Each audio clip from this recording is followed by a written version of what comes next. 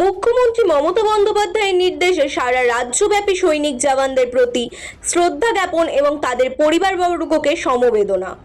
আজ হবিবপুরে রানাঘাট ব্লক 1 তৃণমূল কংগ্রেসের উদ্যোগে রাজ্যের মুখ্যমন্ত্রী মমতা বন্দ্যোপাধ্যায়ের নির্দেশে পেহেলগাঁও হামলায় সাধারণ মানুষের প্রাণহানি ও শহীদ জওয়ানদের এবং যারা ভারতবর্ষকে রক্ষা করার জন্য সন্ত্রাসী জঙ্গিদের ধ্বংস করার চেষ্টা করছে তাদেরকে শ্রদ্ধা সম্মান জানানোর জন্যই আজ হবিবপুর বিডি অফিস থেকে রামনগর 2 গ্রাম পঞ্চায়েত পর্যন্ত বিশাল পদযাত্রা শুরু হয়।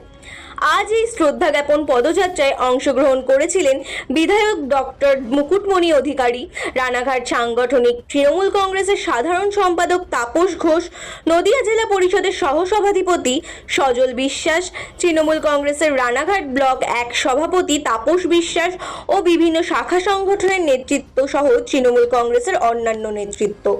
আমরা শুনে নেব বক্তারা নিজের মুখে কে কি বললেন।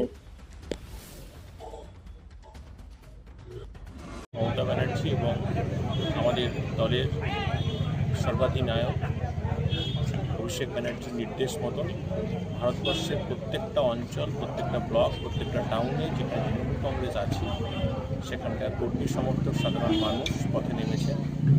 পেহেলগাঁওয়ে 22শে এপ্রিল যে নৃশংস পাকিস্তানি জঙ্গিদের কর্তৃক 26 জন নিহত হয়েছিলেন, তার মধ্যে 25 জন ভারতীয়, 1 জন নেপালি।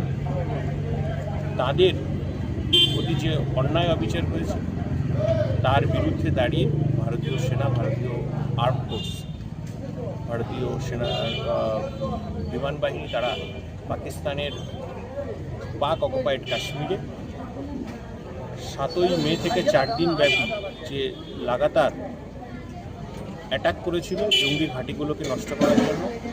আমরা শুনেছি 9-এর বেশি জঙ্গি ঘাঁটি এবং লঞ্চ প্যাড তারা নষ্ট করেছিল এবং যারা ভারতবর্ষের উপরে চোখ তুলে তাকায় তাদের বিরুদ্ধে দাঁড়িয়ে ভারতীয় সেনা চোখে চোখ রেখে লড়াই করে যোগ্য জবাব দেয়।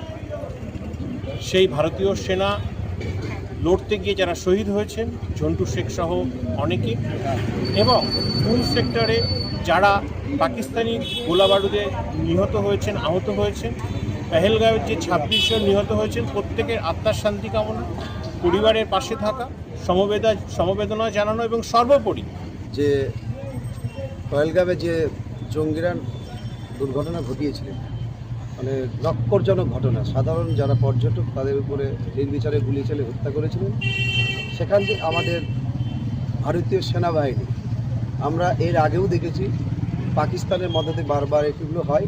তার জন্য আমরা কিন্তু ভারতবর্ষ সমস্ত নেতৃত্ব মিলে মিটিংয়ের মধ্যে দিয়ে সবাই কিন্তু ভারত সরকারের পাশে ছিল যে আমরা সাধারণ মানুষের সাথে, ভারতীয় সেনার সাথে।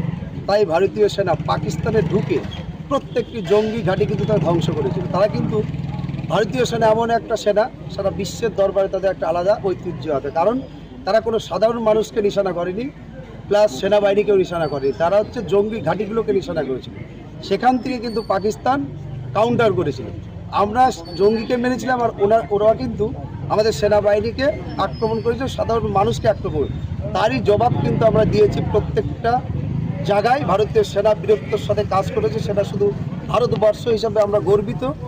টোটাল সারা বিশ্ব দেখেছে যে ভারতীয় সেনাবাহিনীর বীরত্ব। তাই আমরা সেই ভারতীয় সেনাদের শ্রদ্ধার্ঘ নিবেদন জানাবার জন্য রানাঘাট 1 নম্বর ব্লক আজকে আমরা হবিবপুর বিডিও অফিস হইতে রামনগর 2 নম্বর গ্রাম পঞ্চায়েতে মিছিল করে ওখানে বেড়াতে গিয়ে জঙ্গিদের হাতে খুন হয়, তাদের প্রতি আমার সমবেদনা, তাদের পরিবারের প্রতি শ্রদ্ধা, তাদের প্রতি শ্রদ্ধা জ্ঞাপন করি।